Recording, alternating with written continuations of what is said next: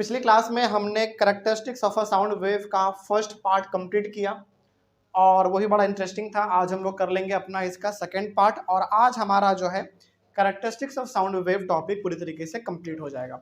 और आज के क्लास में आपको ना बहुत ज़्यादा नए नए इंपॉर्टेंट टर्म्स के बारे में जानने को मिलेगा। जैसे जितने भी रेट से लिखे हुए हैं सारे इंपॉर्टेंट टर्म है आपके, जैसे frequency, time period, amplitude, quality जिसको हम लोग टिम्बर के नाम से भी जानते हैं, tone, note, noise, music, velocity या फिर स्पीड बोल दो, और उसके बाद लास्ट में इंटेंसिटी ऑफ साउंड। तो लगभग 8-9 इंपॉर्टेंट टर्म आपके पास यहाँ पे हैं।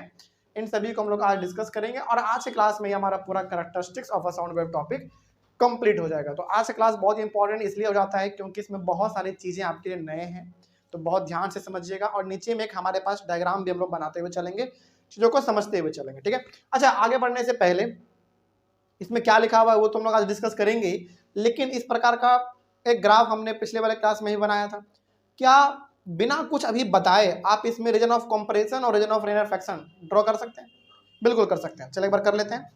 ऊपर वाला हमारा रीजन ऑफ कंप्रेशन होता था, सी से डिनोट करते थे, और नीचे वाला रीजन ऑफ रेयरफेक्शन।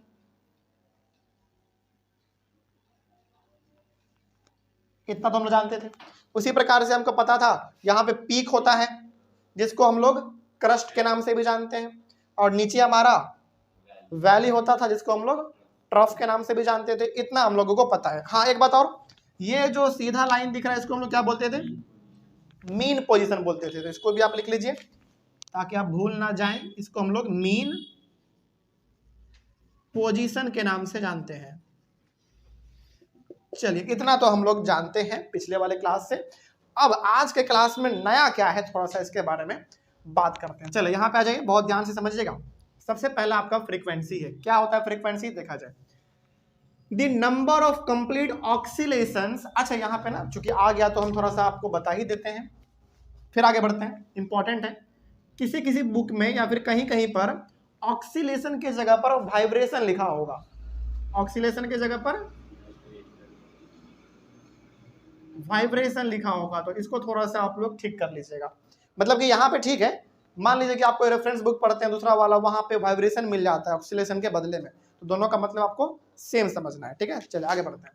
तो चूंकि आप कंफ्यूज ना हो जाए इसीलिए हमने वहां पे दोनों आपके लिए लिख दिया, ठीक है। आगे बढ़ते हैं। अब देखते हैं कि फाइनली हमारा फ्रीक्वेंसी होता क्या। देखिए, the number of complete oscillation produced in 1 second is called frequency of the wave.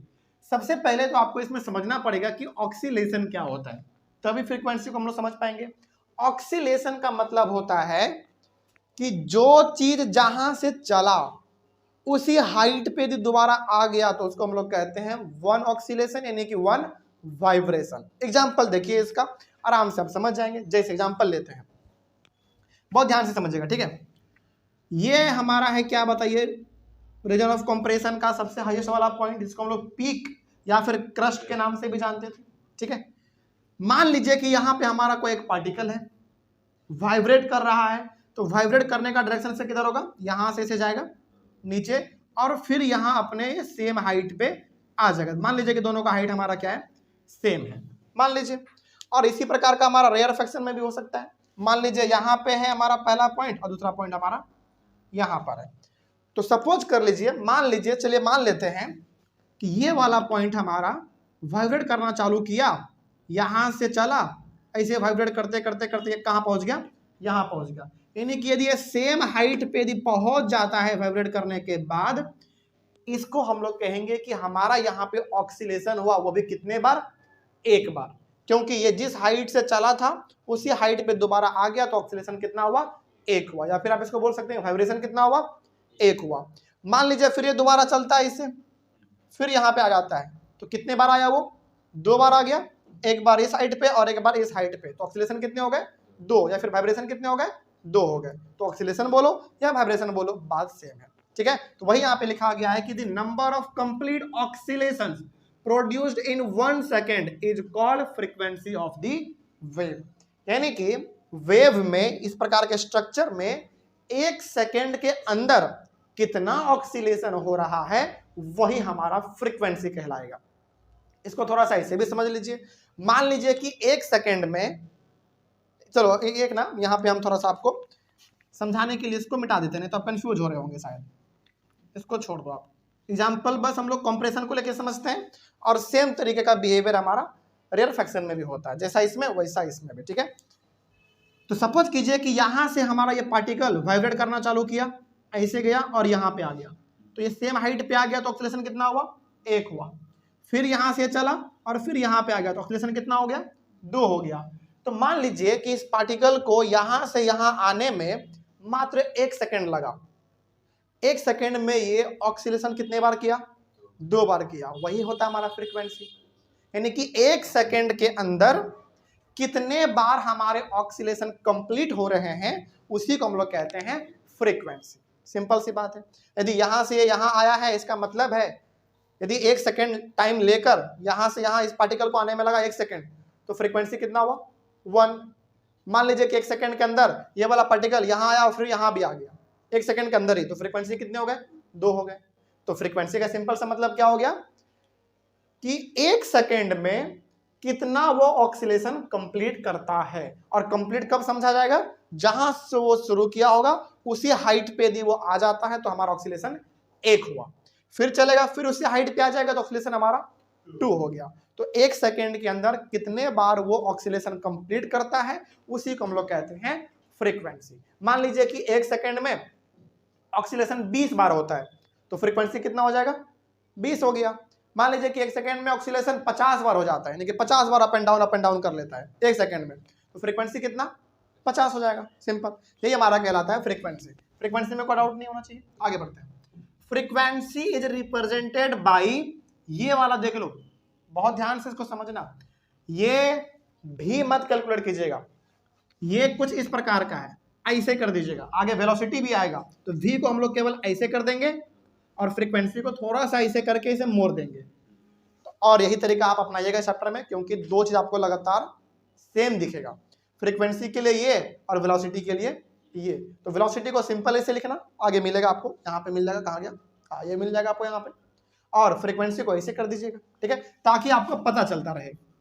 तो फ्रीक्वेंसी को हम लोग कैसे रिप्रेजेंट करते हैं, इस तरीके से, छोटा सा भी लिखेंगे और इसको इस तरह से मोड़ देंगे, इस तरीके से हम उसको रिप्रेजेंट करते हैं। तो कहने का मतलब यहाँ पे ये हो गया कि यदि आपको फ्रीक्वेंसी FREQUENCY फ्रीक्वेंसी इतना बड़ा वर्ड लिखने का मन नहीं कर रहा है, तो सिंपली आप ये सिंबल इस्तेमाल कर लो, हो गया, ठीक है। तो फ्रीक्वेंसी को हम लोग ऐसे रिप्रेजेंट करते हैं। आगे, the SI unit of frequency is hertz, और हर्ट्ज को कैसे लिखेंगे, कैपिटल H और छोटा z, ठीक है। तो ये 3 पॉइंट किसके बारे में हुआ, फ्रीक्वेंसी के बारे में हुआ, ठीक है। आप चाहो तो सबको हटा हटा के भी लिख सकते हैं, कोई दिक्कत नहीं होगी, ठीक है। आगे बढ़ते हैं। तो पहला हमारा टर्म कंप्लीट होता है। फ्रीक्वेंसी का सिंपल सा मतलब है कि 1 सेकेंड में कितना बार वो पूरा ऑक्सीलेट पूरा करता है, यानी कि 1 सेकेंड में कितना बार वो, और क्या बोल सकते हैं, सेम हाइट पे पहुंचता है, कितने बार, 1 सेकेंड में, लेकिन उसी को हम लोग कह देंगे फ्रीक्वेंसी। एग्जाम्पल हमने बोला कि यदि 1 सेकेंड में वो 10 बार अपने हाइट पे दोबारा पहुंच जाता है, आगे बढ़ते हुए, आगे बढ़ रहा है लेकिन बार बार अपने हाइट के पास पहुंच रहा है, उसको हम लोग क्या कह देंगे, फ्रीक्वेंसी कितना हो गया, 10 हो गया, सिंपल, ठीक है। तो यदि ये यहाँ से चल रहा है, यहाँ पे आ रहा है, फिर यहाँ पे आ रहा है, तो वही हमारा हो जाएगा फ्रीक्वेंसी। लेकिन समय कितना लगना चाहिए, मात्र 1 सेकेंड लगना चाहिए, यहाँ पे 1 सेकेंड का बात होता है। आगे बढ़ते हैं। तो फ्रीक्वेंसी को हम लोग डिनोट करते हैं इस तरीके से, और इसका SI यूनिट हर्ट्ज होता है। हर्ट्ज को कैसे लिखते हैं शॉर्ट में, H और Z, ठीक है। अब आ जाते हैं थोड़ा सा हम लोग अपने टाइम पीरियड पे। टाइम पीरियड क्या होता है, बहुत ध्यान से देखिए, the time taken for one complete oscillation is called the time period of the wave. ये ना थोड़ा सा ऊपर वाले से मिलता जुलता है, फ्रीक्वेंसी से। कैसे मिलता जुलता है, ऐसे समझिए आप। वन कंप्लीट ऑक्सीलेशन का मतलब क्या हुआ कि ये यहां से चला और दोबारा अपने सेम हाइट पे आ गया, तो वो हो गया हमारा वन कंप्लीट ऑक्सीलेशन, या फिर वन कंप्लीट वाइब्रेशन, जो भी आप बोल लीजिए, सही है आपका। तो मान लेते हैं, सपोज कीजिए कि ये यहाँ से पार्टिकल हमारा चला, वाइब्रेट करते करते करते यहाँ पहुंच गया, और इसको पहुंचने में लग गया कितना, 2 सेकंड मान लीजिए। तो टाइम पीरियड हमारा क्या कहलाएगा, 2 सेकंड। इसी प्रकार से मान लेते हैं कि ये हमारा पार्टिकल यहाँ से चला और यहाँ पहुंचने में इसको लग गया 5 सेकंड, मान लेते हैं एग्जाम्पल के तौर पर। टाइम पीरियड कितना हो गया, 5 सेकंड। तो एक ऑक्सीलेशन पूरा करने में जितना समय लगेगा, उसी को हम लोग कह देंगे टाइम पीरियड, सिंपल सी बात है।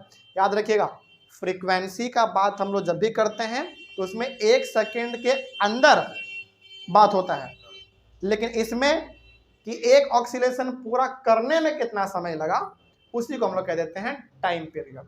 दोनों में कंफ्यूजिंग है ना थोड़ा, लेकिन ऐसे समझिए, फ्रीक्वेंसी का सिंपल सा मतलब है कि 1 सेकेंड में कितना ऑक्सीलेशन वो कंप्लीट करता है, वही उसका कहला जाएगा फ्रीक्वेंसी। मान लीजिए कि 1 सेकेंड में 50 बार वो अपना ऑक्सीलेशन पूरा करता है, तो फ्रीक्वेंसी कितना, 50, ऑब्वियस ये बात है। लेकिन टाइम पीरियड का मतलब यहाँ पे सिंपल सा ये हो गया कि एक ऑक्सीलेशन में वो समय कितना लगा रहा है। मान लीजिए कि एक ऑक्सीलेशन में वो 5 सेकंड लगा रहा है, तो टाइम पीरियड 5 सेकंड। एक ऑक्सीलेशन में वो मान लीजिए 3 सेकंड लगा रहा है, तो टाइम पीरियड 3 सेकंड। मान लीजिए कि एक ऑक्सीलेशन में वो 15 सेकंड लगा रहा है, हालांकि इतना लगता नहीं है, लेकिन मान लीजिए कि एक ऑक्सीलेशन में 15 सेकंड लगा रहा है, तो टाइम पीरियड कितना, 15 सेकंड। ये हो गया हमारा टाइम पीरियड। आगे बढ़ते हैं। The SI unit of time period is second, ये तो आपको पता ही है। टाइम पीरियड बोलो या फिर टाइम बोलो, बात सेम है। तो टाइम पीरियड का SI यूनिट क्या होता है, सेकेंड। अच्छा हाँ, एक बात और यहाँ पे छूट गया, the time period is represented by capital T। यहाँ पे क्या आपको कुछ यूनिक दिखा, हाँ यूनिक आपको यहाँ पे दिख रहा होगा, क्योंकि देखिए हम आपको बताते हैं, हमने चैप्टर पढ़ा motion, force and laws of motion, gravitation, work and energy. चारों चैप्टर में टाइम का बात हुआ है, और चारों चैप्टर में हम लोगों ने टाइम को हमेशा स्मॉल t से रिप्रेजेंट किया है। लेकिन इस चैप्टर में यूनिक बात यह है कि इसमें टाइम पीरियड को हम लोग कैपिटल T से डिनोट कर रहे हैं। तो पता चलेगा यहाँ पे, ये हमको ना अचानक यूनिक दिख गया, इसीलिए हमने आपको टोका। ठीक है, तो याद रखिएगा कि इस चैप्टर में खास करके साउंड में टाइम पीरियड को हम लोग कैपिटल T से डिनोट करते हैं। ठीक है, आगे, और इसका SI यूनिट आपको पता है सेकंड होता है, ये तो हम लोग शुरू चैप्टर से ही पढ़ते आ रहे हैं फिजिक्स का। आगे बढ़ते हैं। अब ये वाला पॉइंट बहुत इंपॉर्टेंट है, बहुत ध्यान से इसको समझिए, क्योंकि यहीं पे आपको इस चैप्टर का पहला फॉर्मूला दिखने वाला है। ध्यान से समझिएगा क्या कहा गया इसमें। Frequency and time period are related as follows. ये जो फॉर्मूला देख रहे हैं, फ्रीक्वेंसी को कैसे डिनोट करेंगे, भी लिखेंगे और थोड़ा सा ऐसे उसको मोड़ देंगे, तो ये आपका फ्रीक्वेंसी हो गया। और ये टी किसके लिए, टाइम पीरियड के लिए हो गया। तो फॉर्मूला यहाँ पे आपको पहला मिल गया, v यानी कि frequency equals to 1 by time period. इसको शॉर्ट में आप बोलना चाहें तो v equals to 1 by T. तो यहाँ पे बेसिकली इस फॉर्मूले में दो ही चीजों का आपको दिख रहा होगा यूज, एक फ्रीक्वेंसी का और एक टाइम पीरियड का। तो जब भी बात होगा सवालों में, न्यूमेरिकल में, हाँ एक बात हम यहाँ पे और फिर से आपको बता देना चाहते हैं, इस चैप्टर में न्यूमेरिकल बहुत कम है, और न्यूमेरिकल कम है तो फॉर्मूला भी कम है। फॉर्मूला बेसिकली दो ही हुआ आपका, पहला फॉर्मूला आपका ये वाला है और दूसरा फॉर्मूला आपका ये वाला है, जो कि आपको यहाँ पे मिल जाएगा। ठीक है, इन्हीं दो फॉर्मूला से आपका इस चैप्टर का पूरा न्यूमेरिकल बन जाएगा। लेकिन बनने से पहले आपको थोड़ा सा समझना पड़ेगा कि पहले क्या हो रहा है। तो पहला, जब भी बात हो जाए न्यूमेरिकल में फ्रीक्वेंसी और टाइम पीरियड का, तो फॉर्मूला आपके ध्यान में क्या आना चाहिए, v equals to 1 by T. ठीक है, ये हमारा फॉर्मूला है। आगे बढ़ते हैं। अच्छा, यहां पे बताइए थोड़ा सा कि इन दोनों में कैसा रिलेशन आपको दिख रहा है, इनवर्स रिलेशन। चलिए अब थोड़ा सा ना, थोड़ा हम आपको बताते हैं कि इनवर्स रिलेशन और डायरेक्ट रिलेशन, यानी कि डायरेक्टली प्रोपोर्शनल और इनवर्सली प्रोपोर्शनल पहचानते कैसे हैं। देखिए, हमने आपको पढ़ाया है, हालांकि पढ़ाया तो बहुत कुछ है, लेकिन एक फॉर्मूला हमने पढ़ाया बड़ा बेसिक सा, F इक्वल्स टू ma। इसमें हमने क्या बताया था, इसमें हमने बताया था कि फोर्स जो है वो मास और एक्सेलरेशन के डायरेक्टली प्रोपोर्शनल होता है। लेकिन जब भी फॉर्मूला कुछ इस प्रकार का आ जाए, जैसे कि यहां पे है v equals to 1 by T, यानी कि कुछ फॉर्मूला जब आपको ऐसा दिख जाए कि हाँ फ्रैक्शन में कुछ आ रहा है, तो समझ जाइएगा कि इन दोनों में कैसा रिलेशन होने वाला है, इनवर्स रिलेशन। यानी कि यदि सामने सामने है तो डायरेक्ट रिलेशन होता है, यानी कि डायरेक्टली प्रोपोर्शनल। लेकिन यदि फ्रैक्शन में आ गया तो इन दोनों में खास करके कैसा रिलेशन हो जाता है, इनवर्स रिलेशन हो जाता है। और डायरेक्टली प्रोपोर्शनल में होता है कि एक बढ़ेगा तो दूसरा भी बढ़ेगा, एक घटेगा दूसरा भी घटेगा। लेकिन इनवर्स में क्या होता है, एक बढ़ेगा तो दूसरा घटेगा, इस तरीके से इसमें होता है। या फिर एक इधर जाएगा तो ये नीचे जाएगा, यानी कि ऐसा ऐसा इसमें चलता रहता है। तो क्या आप हमको थोड़ा सा समझा सकते हैं कि यदि ये दोनों आपस में इनवर्सली प्रोपोर्शनल है तो कैसे है, फ्रीक्वेंसी और टाइम पीरियड दोनों आपस में इनवर्सली प्रोपोर्शनल है, इसका मतलब जरा आप समझा सकते हैं हमको, इसका मतलब क्या होगा। फ्रीक्वेंसी ज्यादा रहेगा, टाइम पीरियड का फ्रीक्वेंसी यदि ज्यादा रहेगा तो टाइम पीरियड कम, और टाइम पीरियड यदि, चलो थोड़ा सा इसको ऐसे समझो। पहला तो आपने फ्रीक्वेंसी क्या देखा, फ्रीक्वेंसी का सिंपल सा मतलब क्या है कि बार बार वो अपने हाइट को टच करना चाहिए। और टाइम पीरियड का मतलब क्या देखा आपने, एक ऑक्सीलेशन में उसको कितना टाइम लग रहा है। चलिए आप ना इसको ऐसे समझो, यदि समय ज्यादा लग रहा है यानी कि इसमें एक बढ़ेगा दूसरा हमारा ऑटोमेटिक घटेगा, ठीक है, इसको ऐसे समझो। यदि समय ज्यादा लग रहा है इसका मतलब है कि ऑक्सीलेशन धीरे धीरे हो रहा है। नहीं समझ में आया बात, इसको ऐसे समझो। मान लीजिए कि आप अपने स्कूल से निकले और आप घर पहुंचने में समय बहुत लगा दिए, इसका मतलब है कि आप धीरे धीरे चल रहे होंगे, तभी तो समय ज्यादा लगा आपको पहुंचने में। वही बात यहां पे है कि यदि ऑक्सीलेशन कंप्लीट होने में समय ज्यादा लग रहा है, इसका सिंपल सा मतलब है कि ऑक्सीलेशन बहुत ही धीरे धीरे हो रहा है।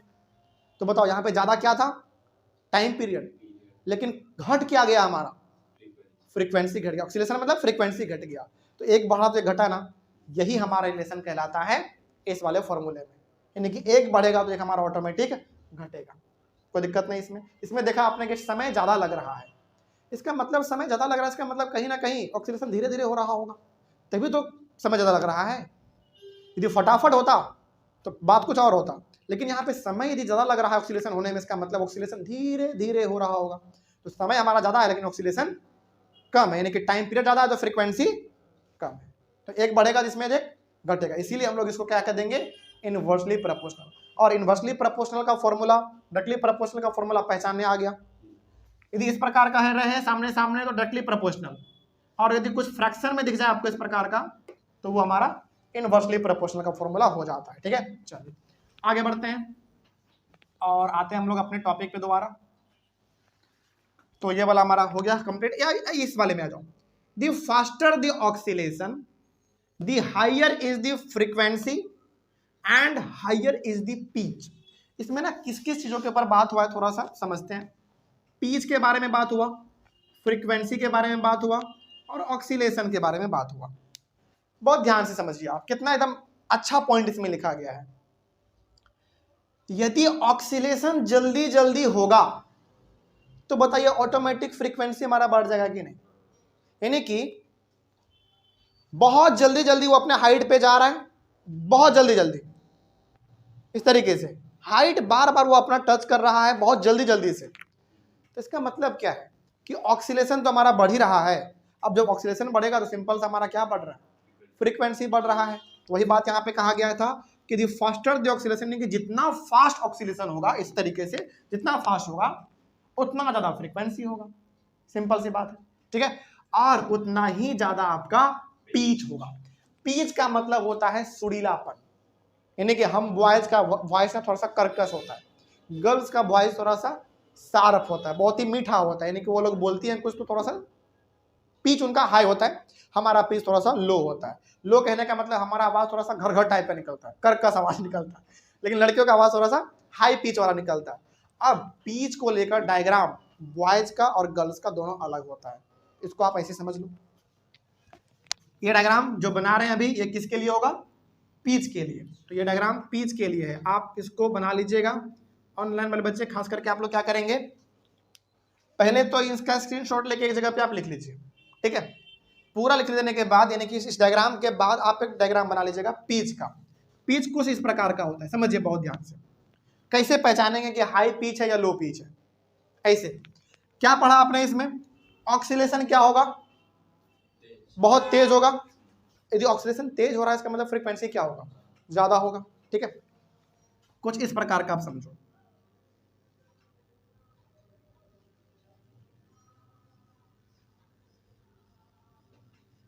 यहां पे आप क्या देख रहे हैं, बार बार ये अपना हाई टच कर रहा है, यानी कि बहुत कम समय में इन्होंने ऑक्सीलेशन कितना बना लिया, ज्यादा बना लिया। अब चूंकि भाई ऑक्सीलेशन ज्यादा हो गया है तो फ्रीक्वेंसी भी क्या है, ज्यादा है। तो जब फ्रीक्वेंसी ज्यादा हो तो ऑटोमेटिक हमारा पीच क्या हो जाएगा, ज्यादा हो जाएगा। तो लड़की लोग जब बोलती हैं, कुछ भी बोलती हैं, तो उनका जो आवाज वो सुरीलापन होता है इसी के वजह से। इसका मतलब हो गया कि कम समय में उसका जो ये है मतलब तरीके से जो वोकल कॉर्ड है वहां पे आप बोल सकते हो, हालांकि आप आम भाषा में इसको बोल सकते हैं कि कम समय में उसमें ऑक्सीडेशन क्या हो रहा होता है, ज्यादा हो रहा होता है लड़कियों में। लेकिन हमारे बॉयज में क्या होता है, ऑक्सीडेशन ज्यादा नहीं होता है, बहुत ही कम बनता है, इसीलिए कम ऑक्सीडेशन होने की वजह से हमारा आवाज थोड़ा सा कर्कश निकलता है। ये डायग्राम किसके लिए हो गया, पिच के लिए हो गया, कोई डाउट नहीं इसमें। लेकिन लड़कों में कैसा होता है, ये गर्ल्स के लिए हो गया, G फॉर गर्ल्स समझ लीजिएगा, और ये B फॉर बॉयज। बॉयज में ना कुछ ऐसा होगा, देखो ऑक्सीलेशन भी कम है, ऑक्सीलेशन कम है तो वैसे बात है फ्रीक्वेंसी कम है, और फ्रीक्वेंसी कम होगा तो क्या हमारा आवाज पिच वाला निकलेगा, क्या थोड़ा सा कर्कश निकलेगा। तो लड़कियों में पिच वाला डायग्राम कुछ इस प्रकार का होता है और बॉयज में पिच वाला डायग्राम कुछ ऐसा होता है। ठीक है, कोई डाउट नहीं इसमें। तो ये बना लीजिएगा, कई बार आ जाता है एग्जाम में कि बताओ कि गर्ल्स में पिच का डायग्राम क्या होता है, बॉयज में कैसा होता है, तो आप इस तरीके से बता सकते हैं। ठीक है, आगे बढ़ते हैं। तो हमारा पिच, हाँ अब यहाँ पे आ जाओ, pitch is directly proportional to frequency. क्या इस वाले पॉइंट को आपने समझा, पिच जो है वो डायरेक्टली प्रोपोर्शनल है फ्रीक्वेंसी के। इसका सिंपल सा मतलब है फ्रीक्वेंसी ज्यादा होगा तो पिच भी ज्यादा होगा, फ्रीक्वेंसी कम होगा तो पिच भी कम होगा। एग्जांपल देख लो आप, देखो जैसे यहाँ पे फ्रीक्वेंसी क्या है, बहुत ज्यादा है, अब चूंकि भाई फ्रीक्वेंसी ज्यादा है तो पिच क्या हो जाएगा, ऑटोमेटिक ज्यादा। लेकिन बॉयज में देखो फ्रीक्वेंसी कितना कम है, एक हाई दो हाई, कितना धीरे धीरे जा रहा है, तेज है क्या, बहुत स्लो है, तो इसमें पिच क्या हो जाएगा, कम हो जाएगा। तो फ्रीक्वेंसी ज्यादा तो पिच ज्यादा, फ्रीक्वेंसी कम तो पिच भी कम। सिंपल, कोई डाउट नहीं इसमें। चलिए आगे बढ़ते हैं। तो ये पिच का डायग्राम भी हमारा कंप्लीट हुआ। अब आ जाते हैं हम लोग अपने अगले वाले टॉपिक पे जिसका नाम है आपका एम्पलीट्यूड।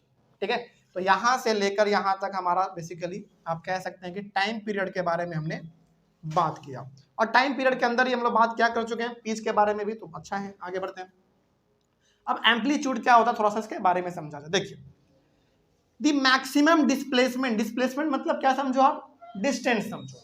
हालांकि डिस्प्लेसमेंट और डिस्टेंस दोनों अलग होता है, आपने मोशन चैप्टर में पढ़ा है, लेकिन फिलहाल यहाँ पे क्या मान लो, दोनों को आप सेम मान सकते हैं, कोई दिक्कत वाली बात नहीं है। तो द मैक्सिमम डिस्प्लेसमेंट या फिर distance, the maximum distance of the particles on either side of the medium from there mean position is called the amplitude of the wave. इसका मतलब क्या हुआ, एक बार फिर से पढ़िए, आपको आराम से समझ में आएगा। The maximum displacement of the particles on either side of the medium of from there mean position, यानी कि ये जो आप मीन पोजीशन देख रहे हैं ब्लैक वाला, ये दो मीडियम डिवाइड कर रहा है, एक ऊपर और एक नीचे। तो ये जितना मैक्सिमम दूरी जा रहा है और या फिर जो कितना मैक्सिमम दूरी नीचे आ रहा है, इसी दूरी को हम लोग कहते हैं एम्पलीट्यूड। इसको ऐसे ड्रॉ किया जा सकता है, जैसे इसको आप ऐसे समझो, कंप्रेशन है ये हमारा पता है, इसको बाहर लिख देते हैं, ठीक ना, रीजन ऑफ कंप्रेशन है, इसको हम लोग बाहर लिख देते हैं, और ये रीजन ऑफ रेयरफेक्शन है, इसको हम लोग यहाँ पे नीचे लिख देते हैं। समझिए, ये हमारा मीन पोजीशन होता है, ब्लैक वाला यहाँ पे हमने लिख दिया मीन पोजीशन, इसके ऊपर वाला हमारा रीजन ऑफ कंप्रेशन और नीचे वाला रीजन ऑफ रेयरफेक्शन। तो यहां से लेकर यहां तक का जो दूरी होता है, यानी कि मीन पोजीशन से लेकर इसके टॉप तक का जो दूरी है, वही हमारा कहलाता है एम्पलीट्यूड। ठीक है, तो ये आप क्या बोलोगे, एम्पलीट्यूड बोलोगे आप इसको।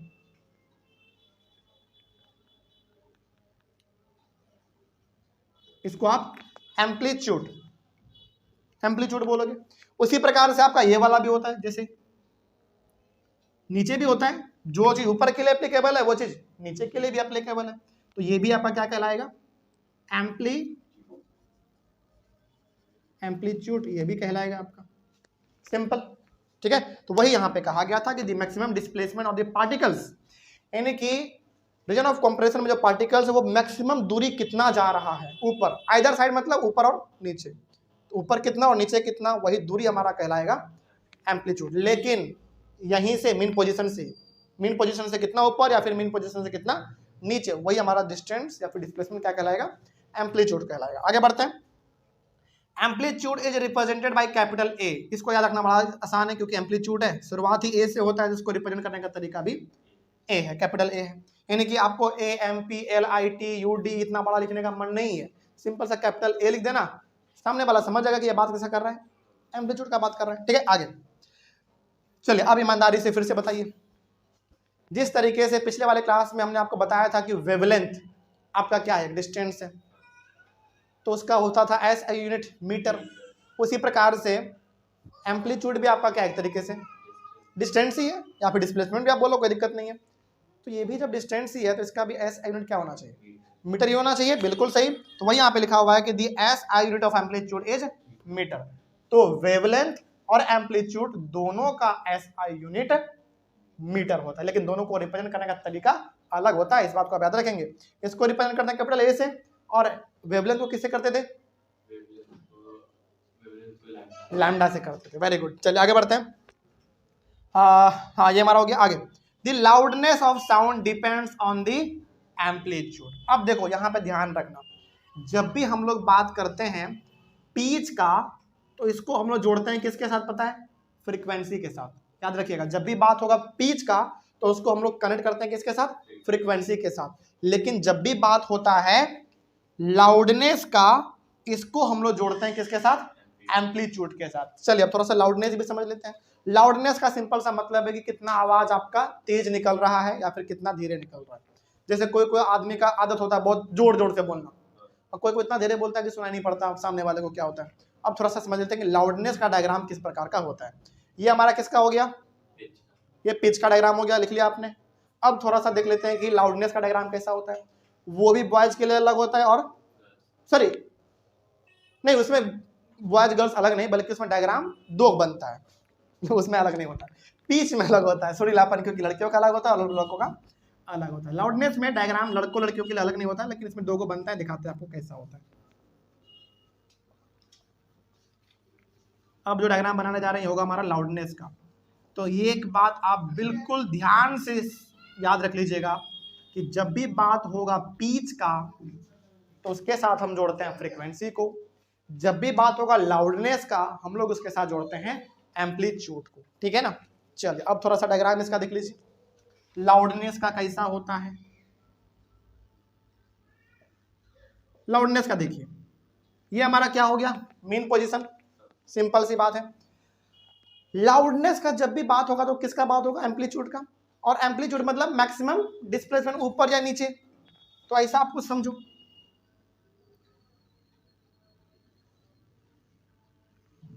देखो इसके जो पार्टिकल्स है वो काफी दूर जा रहे हैं, अच्छा खासा दूरी है, लगभग ठीक ठाक है, हालांकि हमारे पास जगह नहीं है, लेकिन इतना आप समझ लो। तो ये जो आप देख रहे हैं एक तरीके से ऊपर नीचे अच्छा खासा दूरी है, तो ज्यादा ऊपर जा रहा है, इसका मतलब लाउडनेस क्या है, ज्यादा है। या फिर एक डायग्राम थोड़ा सा आप इसको ऐसे भी देख लो, ये हो गया थोड़ा सा पहला वाला डायग्राम।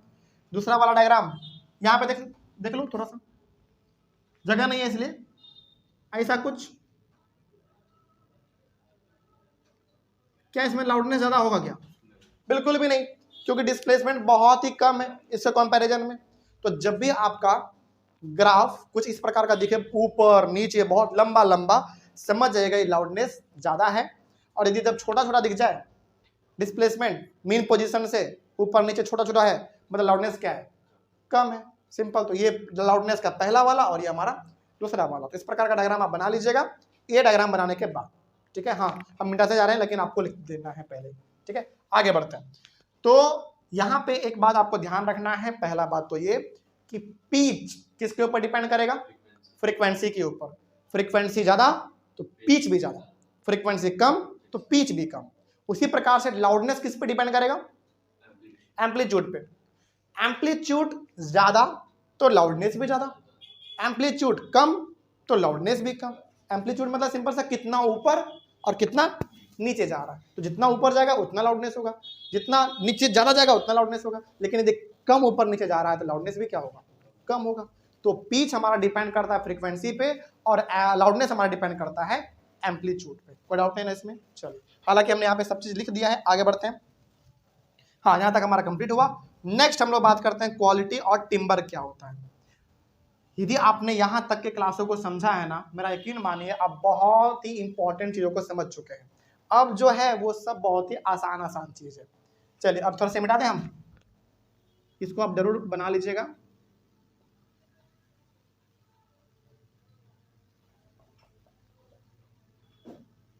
अब सब आसान आसान है, यहीं तक आपको थोड़ा समझना था। इसमें जो ज़्यादा आपको याद रखना है वो ये रखना है कि किसको किससे रिप्रेजेंट करते हैं, उसका लिखने का तरीका क्या है, SI यूनिट क्या है, यही सब आपको थोड़ा सा इसमें ध्यान में रखना है। बाकी सब चीज़ तो इसका बहुत आसान है। आगे बढ़ा जाए, चलो ये सब थोड़ा सा मिटा देते हैं।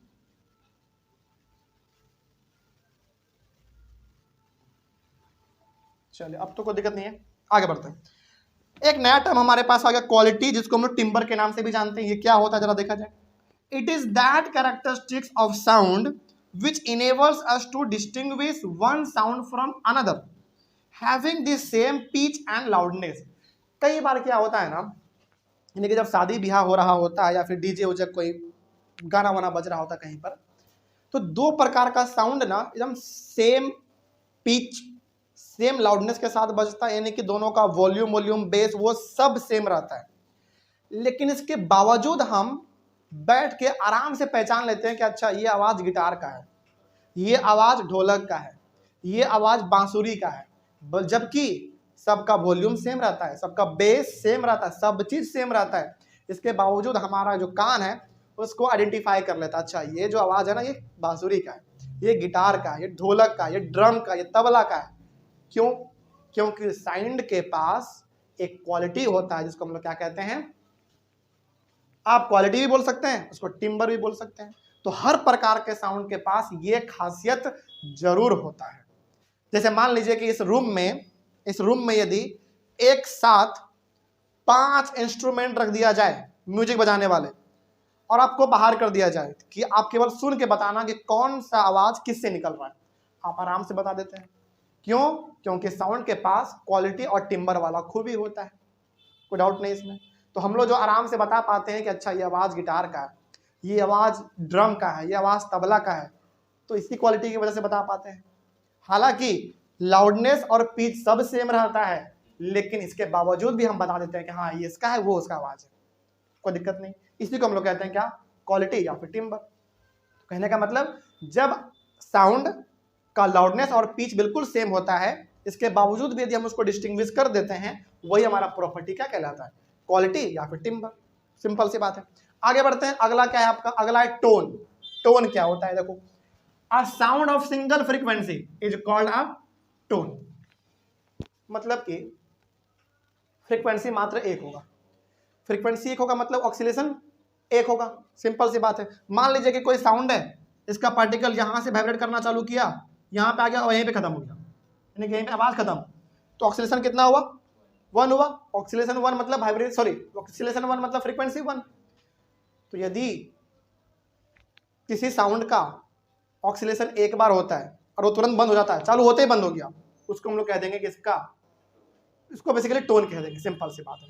और ये आवाज कैसा होता है पता है, तुरंत चालू हुआ तुरंत बंद, तुरंत चालू तुरंत बंद हो गया।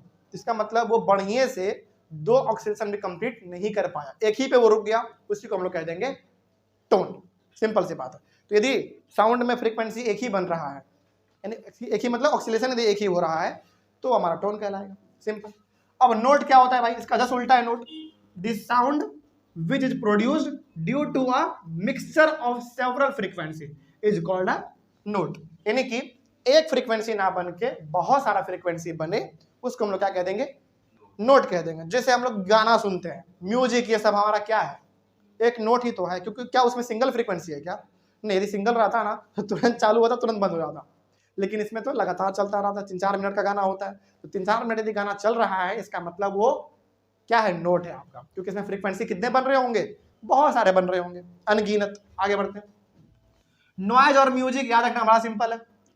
नॉइज का डेफिनेशन और म्यूजिक का डेफिनेशन बहुत सिंपल है, सिंपल सा। फिजिक्स कहता है कि आपके कान को जो खराब लगे वो नॉइज है, यानी कि जो चीज आपको सुनने में अच्छा नहीं लग रहा है, बड़ा बोरिंग लग रहा है आपको, वो नॉइज है। सिंपल सी बात है। लेकिन जो चीज आपके कान को अच्छा लग रहा है वो म्यूजिक है। सिंपल। जैसे मान लीजिए कि कोई डॉगी है आपके कान, आपके आगे पूरा भौंक रहा है, आपको अच्छा लगता है क्या? नहीं लगता, तो वो क्या हो गया? नॉइज हो गया। लेकिन कोई गाना बज रहा है अरिजीत सिंह का, मान लेते हैं, अच्छा लगता है, तो वो क्या हो गया? आपका म्यूजिक हो गया। तो सिंपल सी बात है, sound which is unpleasant two year is called noise. जो आपके कान को बड़ा बेकार लगे, अनप्लीजेंट मतलब बेकार, बकवास लगे, वो आपका नॉइज है, और जो प्लीजेंट लगे वो आपका म्यूजिक है। यानी कि जो बेकार लगे वो नॉइज, और जो अच्छा लगे वो म्यूजिक। ठीक है, आगे बढ़ते हैं। अब वेलोसिटी बोलो या फिर स्पीड बोलो, हालांकि यह एक बात याद रखिएगा, वेलोसिटी अलग होता है और स्पीड भी अलग होता है, आपने पढ़ा है मोशन चैप्टर में, लेकिन कुछ देर के लिए यहाँ पे आप इसको सेम मान लो। ठीक है, आगे बढ़ते हैं। ये क्या होता है देखा जाए, the distance travelled by a wave in 1 second is called its velocity, या फिर आप इसको स्पीड भी कह सकते हैं वेव का। यानी कि ये जो आपका वेव है पूरा इस तरीके का, ये 1 सेकेंड में कितना दूर चला गया। सिंपल है, the distance travelled by a wave in 1 second, यहां पे बात केवल 1 सेकेंड का होगा। यानी कि 1 सेकेंड में ये वेव आपका इसे बनते बनते कितना दूर चला गया, वही उसका कहलाएगा वेलोसिटी, या फिर आप उसको स्पीड भी बोल सकते हैं। जैसे मान लीजिए कि यहाँ पे कोई साउंड बॉक्स हमने बजाया और 1 सेकेंड केवल बजा, और उसका आवाज ना मेरा दोस्त 500 मीटर दूरी पे बैठा हुआ था, उसको सुनाई पड़ गया, उसका वेलोसिटी कितना हो जाएगा? यहां से लेकर वहां तक हो जाएगा। यही कहलाता है हमारा वेलोसिटी, या फिर आप इसको स्पीड भी बोल सकते हैं। अब थोड़ा सा इसका फॉर्मूला का बात कर लेते हैं। वेलोसिटी मतलब वेलोसिटी सिंपल, और ये जो डिस्टेंस, हालांकि भाई वेव है तो कुछ दूर ही जाएगा, तो डिस्टेंस अब जाने में कुछ टाइम भी लगेगा, तो velocity equals to distance by time. इसको थोड़ा सा शॉर्ट कर लेते हैं। चलिए, वेलोसिटी को हम लिखेंगे v से, एक बार फिर से बता देते हैं, फ्रीक्वेंसी को आप ऐसे लिखिएगा और वेलोसिटी को केवल ऐसे कर दीजिएगा। ठीक है, इस बात को आप याद रखेंगे। तो वेलोसिटी के लिए v और डिस्टेंस ट्रैवल्ड बताइए। अब आपको यहाँ पे पता करना है डिस्टेंस ट्रैवल का मतलब क्या होता था। डिस्टेंस ट्रैवल का मतलब याद कीजिए, कुछ याद आ रहा है आपको? वेवलेंथ, पिछले वाले क्लास में, और वेवलेंथ को हम लोग डिनोट कैसे करते थे, और ये आपका क्या है? ये हमारा लैम्डा है, LAMBDA, लैम्डा। तो डिस्टेंस ही हमारा क्या कहलाता था? लैम्डा, यानी कि वेवलेंथ कहलाता था। तो वेवलेंथ की जगह पे हम क्या यहाँ पे लैम्डा लिख सकते हैं, बिल्कुल सही। और टाइम टेकन का तो आपको पता ही, कैपिटल T। तो यहाँ पे हमारा क्या एक शॉर्ट फॉर्म तैयार हो गया इसका, v equals to lambda by T. Simple सी बात है, इसको थोड़ा सा और मॉडिफाई कर लेते हैं। यहाँ पे आ जाइए, v का v हमने रहने दिया, लैम्डा का लैम्डा भी हमने रहने दिया, और टाइम यहाँ पे ना बेसिकली कुछ इस प्रकार से है, देखिए लैम्डा बाई टी है ना, इसका मतलब लैम्डा का आप 1 से मल्टीप्लाई करेंगे तो कोई फर्क नहीं पड़ेगा। इसका मतलब ये क्या है आपका, लैम्डा इंटू 1 बाई टी है। सिंपल सी बात है। तो यहाँ पे हमने लैम्डा का लैम्डा रहने दिया, और यहाँ पे हमारा कुछ नहीं तो 1 तो है ही, तो 1 बाई टी किसके बराबर होता है? फ्रीक्वेंसी के बराबर होता है। यहाँ पे हमने रीजन भी लिख दिया कि भाई देख लो 1 बाई टी मतलब फ्रीक्वेंसी, तो हमने यहाँ पे क्या लिख दिया, लैम्डा इंटू फ्रीक्वेंसी। अब इसको थोड़ा सा और बेहतर तरीके से बोला जाए तो क्या हो जाएगा, velocity equals to wavelength into frequency. कोई डाउट नहीं ना इसमें। ये फॉर्मूला थोड़ा सा कंफ्यूजिंग होता है, इसलिए हम आपको थोड़ा सा टाइम लेकर समझाना चाहेंगे। पहला बात तो ये कि ये आप देख लो स्टेटमेंट में है, वेलोसिटी के लिए v आ गया, डिस्टेंस हमारा बेसिकली वेवलेंथ कहलाता था, और वेवलेंथ को हम डिनोट करते थे लैम्डा से, हमने यहाँ पे लैम्डा लिख दिया, और टाइम टेकन मतलब कैपिटल T, v का v रहने दिया, लैम्डा का लैम्डा आ गया, और ये बेसिकली 1 बाई टी है। यहाँ पे 1 दिख नहीं रहा आपको, लेकिन 1 बाई टी है, ठीक है। तो 1 बाई टी का मतलब होता है फ्रीक्वेंसी। कहाँ से पता आपको? इस वाले फॉर्मूले से, देख लो सिंपल, ठीक है। तो इस तरीके से हमारा एक फॉर्मूला क्रिएट हो गया, जिसको हम लोग क्या बोलेंगे, velocity equals to wavelength into frequency. Simple सी बात है, हो गया हमारा फॉर्मूला क्रिएट। तो 2 ही फॉर्मूला आपको इस चैप्टर में याद रखना है, पहला ये और दूसरा हमारा ये, ठीक है। Frequency equals to 1 by time, पहला वाला, दूसरा हमारा velocity equals to wavelength into frequency. ये 2 फॉर्मूला ही से आपका इस पूरे चैप्टर का न्यूमेरिकल्स निपट जाएगा, ठीक है। आगे बढ़ते हैं। एक लास्ट हमारा छोटा सा इसमें बच रहा है, जो कि है intensity of sound. Intensity of sound का मतलब क्या होता है, देखो बड़ा सिंपल है, the amount of sound energy, sound क्या हमारा एक एनर्जी है, तो the amount of sound energy passing each second through unit area is called the intensity of sound. इसका मतलब क्या होगा, इसका मतलब इसे समझो। यूनिट एरिया का मतलब होता है 1 मीटर स्क्वायर का एरिया, चलिए मान लेते हैं, सपोज कीजिए कि ये हमारा एरिया जो है ना, एग्जाम्पल के तौर पे बस मान लीजिए कि ये जो हमारा एरिया है ये हमारा 1 मीटर स्क्वायर है। 1 मीटर स्क्वायर का मतलब हो गया इधर भी 1, इधर भी 1, इधर भी 1 और इधर भी 1, सिंपल। और इसको आप मल्टीप्लाई करोगे तो 1 मीटर स्क्वायर ही आएगा, सिंपल सी बात है। तो इंटेंसिटी ऑफ साउंड का मतलब होता है कि 1 मीटर स्क्वायर का जो एरिया है 1 सेकेंड में कितना साउंड एनर्जी उस एरिया से ट्रैवल कर गया। फिर से समझिए, बहुत इंपॉर्टेंट है। इंटेंसिटी ऑफ साउंड का मतलब है कि 1 मीटर स्क्वायर एरिया से 1 सेकेंड में कितना साउंड एनर्जी ट्रैवल कर गया, उसी को हम लोग कहेंगे इंटेंसिटी ऑफ साउंड। मान लीजिए कि 1 मीटर स्क्वायर का एरिया है, 1 सेकेंड में साउंड एनर्जी बहुत ट्रैवल कर गया, मतलब इंटेंसिटी ऑफ साउंड क्या है, ज्यादा है। उसी प्रकार से यदि कम ट्रैवल किया तो इंटेंसिटी ऑफ साउंड कम है, सिंपल सी बात है। तो वही यहाँ पे लिखा हुआ था, कोई डाउट नहीं अब इसमें होना चाहिए। चलिए ऑनलाइन वाले बच्चे ये बता देते हैं, ये आपको समझाने के लिए था। अब मेरे हिसाब से हमको नहीं लगता कि कुछ इसमें चीज छूटा हुआ है। देख लीजिए एक बार, सारा कुछ इसमें कवर हो गया है ना। इसका स्क्रीनशॉट एक बार फाइनल ले लीजिए और इसको अपने नोटबुक में एकदम सेम टू सेम लिख दीजिएगा, ठीक है। बहुत आपके लिए शॉर्ट रिवीजन के लिए बहुत ज़्यादा आपका ये काम आ जाएगा। शॉर्ट क्या, लॉन्ग रिवीजन के लिए भी हो जाएगा, सब चीज़ इसमें हमारा कवर हो गया है। तो पिछले वाले क्लास में और आज वाले क्लास दोनों को मिला के हमारा जो टॉपिक था characteristics of a sound wave वो कंप्लीटली खत्म होता है। अब इसमें कोई डाउट नहीं होना चाहिए। चलिए कोई डाउट नहीं है, यदि कहीं पर कोई डाउट रहे, कोई समस्या रहे, कमेंट कीजिएगा। हम लोग मिलेंगे अपने अगले वाले क्लास में एक नए टॉपिक के साथ और एक नए शुरुआत के साथ। तो thank you very much and have a nice day.